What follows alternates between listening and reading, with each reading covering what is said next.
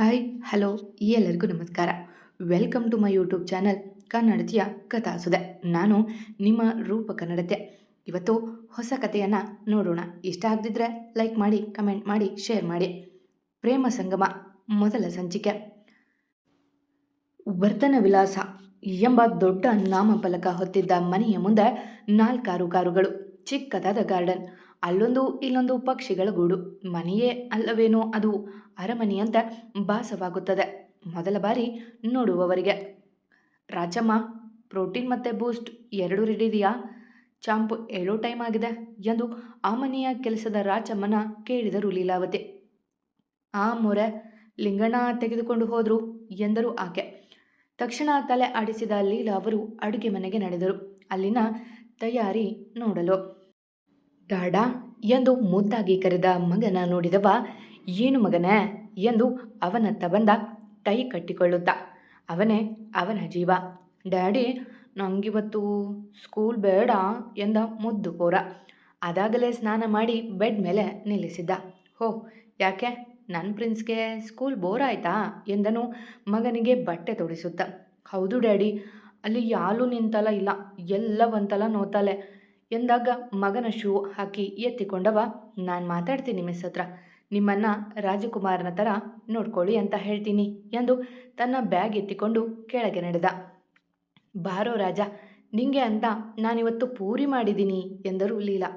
ಅಜ್ಜಿ, ನನಗೆ ಪೂಲಿ ಬೇಡ, ಆಯ್ಲಿ, ನಾನು ಡಾಡಾ ಥರ ಪಿಟ್ಟಾಗಿರಬೇಕು ಎಂದು ದೊಡ್ಡ ಮನುಷ್ಯನಂತ. ಓಹೋ, ಹಾಗಿದ್ರೆ ಈ ರುಚಿಯಾಗಿರೋ ಫಿಶ್ ಬೇಡವಾ ಎಂದು ಕೈಯಲ್ಲಿದ್ದ ಫಿಶ್ ಬೌಲ್ ಹಿಡಿದು ಬಂದರು ಅವನ ತಾತ ರಮೇಶ್. ತಾತ, ಫಿಶ್ ಬೇಕು, ಅದನ್ನೇ ತಿನ್ನಲೇ ಬ್ಲೇನ್ ಶಾಲ್ಪಾಗುತ್ತೆ ಎಂದು ನಕ್ಕವ ತಾತನ ಮಡಿಲಿಗೆ ಏರಿದ್ದಾನಂತ ನಗುತ್ತಾ. ಡ್ಯಾಡ್, ಜಾಸ್ತಿ ನಾನ್ ವೆಜ್ ಕೊಡಬೇಡಿ, ಆಮೇಲೆ ದಿನ ಬೇಕು ಅಂತಾನೆ ಎಂದು ಗಂಭೀರವಾಗಿ ನುಡಿದವ 2 ಪೂರಿ ತಿಂದು ಮೇಲೆದ್ದು, ಪ್ರಿನ್ಸ್ ಹೋಗೋಣ್ವಾ ಎಂದಾಗ ಪುಟ್ಟ ಕೈಯಲ್ಲಿ ಬಾಯಿ ಒರೆಸಿಕೊಂಡು ಎದ್ದವ, ಬಾಯ್ ತಾತ, ಅಜ್ಜಿ ಸ್ಕೂಲ್ ಮುಗಿಸಿ ಬರ್ತೀನಿ ಎಂದು ಅಪ್ಪನ ತೋಳು ಏರಿದ ಪುಟ್ಟ ರಾಜಕುಮಾರ. ಇವನು ಆರ್ಯ, 4 ವರ್ಷದ ಪುಟ್ಟ ಪೋರ. ಈಗಿನ್ನೂ LKGಗೆ ಹೋಗುತ್ತಿದ್ದಾನೆ. ನಮ್ಮ ಕಥಾನಾಯಕ ವರ್ಧನ್ ಕುಟುಂಬದ ಹಿರಿಯ ಮಗ. ಅಪ್ಪ ರಮೇಶ್, ಅಮ್ಮ ಲೀಲಾವತಿ. ಇನ್ನುಳಿದ ಪಾತ್ರಗಳು ನಂತರ ಬರುತ್ತವೆ.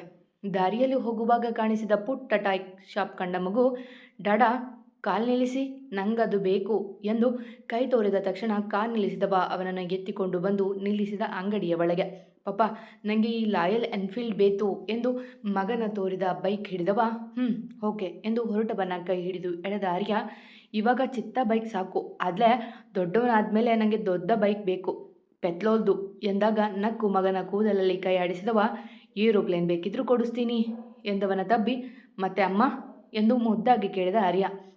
ತಕ್ಷಣ ಅವನ ಮಗುವ ಭಾವನೆಯೇ ಬದಲಾಯಿತು. ತನ್ನನ್ನೇ ಪ್ರಶ್ನಾರ್ಥಕವಾಗಿ ನೋಡುತ್ತಿದ್ದ ಮಗುವನ್ನು ನೋಡಿದವ ಹಲ್ ಕಚ್ಚಿದ್ದ, ಮಡದಿಯ ನೆನೆದು. ಚಾಂಪ್, ಸ್ಕೂಲ್ ಮೇಡಮ್ ಬಳಿ ಮಾತಾಡಬೇಕಲ್ಲ, ನಡಿ ಹೋಗೋಣ ಎಂದು ಬೈಕ್ ಕೊಂಡುಕೊಂಡು ತನ್ನ ಮನೆಯ ಅಡ್ರೆಸ್ ಹೇಳಿ ಬಂದವ ಕಾರಲ್ಲಿ ಹೊರಟ ಮಗನ ಜೊತೆಗೆ. ಅವನಿಗೆ ಮಗನೇ ಪ್ರಪಂಚ, ಮಗನಿಗಾಗಿ ಬದುಕಿದ್ದಾನವ. ಎಲ್ಲರೂ ಇದ್ದು ಯಾರನ್ನು ಹಚ್ಚಿಕೊಳ್ಳದವ ಜೀವದಂತೆ ಇಷ್ಟಪಡುವುದು ಮಗನನ್ನ ಅಷ್ಟೆ. ಅದೊಂದು ಪುಟ್ಟ ಮನೆಯ ಮುಂದೆ ಚಿಕ್ಕದಾದ ತುಳಸಿ ಗಿಡ. ಅದನ್ನು ಸುತ್ತುತ್ತಿದ್ದ ಮಗಳಿಗೆ ಬೈಯುತ್ತಾ ಒಳ ಬಂದರು. ಆರು, ಎಷ್ಟೊತ್ತೆ? ಟೈಮ್ ಆಗುತ್ತೆ ಬಾ. ಇವತ್ತೂ ಬಸ್ ಮಿಸ್ಸಾ ಎಂದು ಕೂಗಿದಾಗ ಅತ್ತಲಿಂದ ಉತ್ತರವಿಲ್ಲ. ಲೇ ಆರು, ನಿಮ್ಮಪ್ಪ ಕರೀತಿದ್ದಾರೆ, ಬೇಗ ಬಾ ಎಂದ ತಕ್ಷಣ ಮೆಟ್ಟಿಲಿಳಿದು ಓಡಿ ಬಂದವಳ ನೋಡಿದ ಗಿರೀಶ್, ನಿಧಾನ ಮಗಳೇ ಎಂದು ನಕ್ಕವರು, ನೋಡು ನಾಳೆ ಗಂಡಿನ ಕಡೆಯವರು ಬರ್ತಿದ್ದಾರೆ, ಕೆಲಸಕ್ಕೆ ರಜೆ ಹಾಕಿಬಿಡು ಎಂದಾಗ ತಲೆ ಆಡಿಸಿದವಳು, ಈ ಬಾರಿ ಎಲ್ಲ ಹೇಳಿದೆಯೇ ಕರೆಸಿದ್ರಲ್ವಾ, ಮತ್ತೆ ಗಂಡಿನ ಎದುರು ನಿಲ್ಲೋದಕ್ಕೆ ನಂಗೆ ಇಷ್ಟ ಇಲ್ಲ ಎಂದವಳು ಅಪ್ಪನ ತಬ್ಬಿ, ಸುಮ್ಮನೆ ಉಪ್ಪಿಟ್ಟು ಕೇಸರಿಬಾತ್ ವೇಸ್ಟ್ ಆಗುತ್ತೆ ಎಂದಳು ಮೂತಿ ಉಬ್ಬಿಸಿ. ಅವಳ ವರಸೆಗೆ ಜೋರಾಗಿ ನಕ್ಕವರು, ಇಲ್ಲಮ್ಮ, ಈ ಬಾರಿ ಬರ್ತಿರೋದು ಪೊಲೀಸ್ ಎಂದನು ನಗುತ್ತಾ. ಪೊಲೀಸೋ ಲಾಯರೋ, ಆದರೆ ನನ್ನ ಕಂಡೀಷನ್ಗೆ ಒಪ್ಪಿಗೆ ಇರಬೇಕಷ್ಟೆ ಎಂದು ನಕ್ಕವಳು. ಮಂಗಳಾದೇವಿಯವರೇ, ಬೇಗ ತಿಂಡಿ ಬಡಿಸಿ, ನಾಳೆಯಿಂದ ಬೇಗ ಹೇಳ್ತೀನಿ ಎಂದು ನಗುತ್ತಾ ಅಡುಗೆ ಮನೆಗೆ ಬಂದವಳು ತನ್ನಪ್ಪನಿಗೂ ಸೇರಿ ತಟ್ಟೆಗೆ ಬಡಿಸಿಕೊಂಡು ಬಂದಳು ಆಚೆಗೆ. ಅಪ್ಪ, ನೀನೇ ತಿನ್ನಿಸಿಬಿಡು, ನನಗೆ ತಿನ್ನೋಕ್ಕಾಗಲ್ಲ ಎಂದಳು ನಟಿಸುತ್ತಾ. ಅದು ಎಂದಿನ ಕತೆಯೇ. ಅಪ್ಪ ತಿನ್ನಿಸಿದರೆ ತುತ್ತು ಒಳ ಹೋಗುವುದು ಆಕೆಗೆ. ಓಕೆ ಬಂಗಾರ ಎಂದು ತುತ್ತಿಟ್ಟು ಅವಳಿಗೆ ತಿನ್ನಿಸಿದವರು, ಇರು ನಾನೇ ಡ್ರಾಪ್ ಮಾಡ್ತೀನಿ, ಕ್ಯಾಬ್ ಹೋಗಿರುತ್ತೆ ಎಂದು ಎದ್ದರು. ತಾವು ತಿನ್ನದೆ. ಯಾವಾಗ ನೋಡಿದರೂ ಇದಾಯಿತು, ಲೇಟಾಗಿ ಬರೋದು, ಅವರಿಗೆ ತಿಂಡಿಗೆ ಸಮಯ ಕೊಡದೆ ಅವರ ಜೊತೆ ಹೋಗೋದು ಎಂದು ವಟ ಅನ್ನುತ್ತಿದ್ರು ಮಂಗಳ. ಅಮ್ಮ ಬಾಯ್, ಅಪ್ಪನ ಸ್ಕೂಟಿಯಲ್ಲಿ ಹಿಂದೆ ಕೂತ್ಕೊಂಡು ಹೋಗೋ ಮಜಾ ನಿನ್ಗೇನು ಗೊತ್ತು ಎಂದು ಅಮ್ಮನಿಗೆ ಅಣಕಿಸಿ ನಡೆದ ಅವಳಿಗೆ ಅಪ್ಪನೇ ಪ್ರಪಂಚ. ಮಗಳೆಂಬ ರಾಜಕುಮಾರಿಯ ಹೊತ್ತು ನಡೆಯಿತು ಅಪ್ಪನ ಅಂಬಾರಿ. ಇದು ಆರತಿ. ಗಿರೀಶ್ ಅವರಿಗೆ ವಿಷ್ಣು ಆರತಿ ಇಷ್ಟ. ಆದ ಕಾರಣ ಅದೇ ಹೆಸರು ಅವಳಿಗಿಟ್ಟಿದ್ರು. ಅಪ್ಪನ ಮುದ್ದಿನ ರಾಜಕುಮಾರಿ ಸದ್ಯಕ್ಕೆ ಕಂಪನಿಯೊಂದರಲ್ಲಿ ಕೆಲಸ ಮಾಡುತ್ತಿದ್ದಾಳೆ. ಅಪ್ಪ ಅಮ್ಮ ಅಷ್ಟೇ ಅವಳ ಪ್ರಪಂಚ.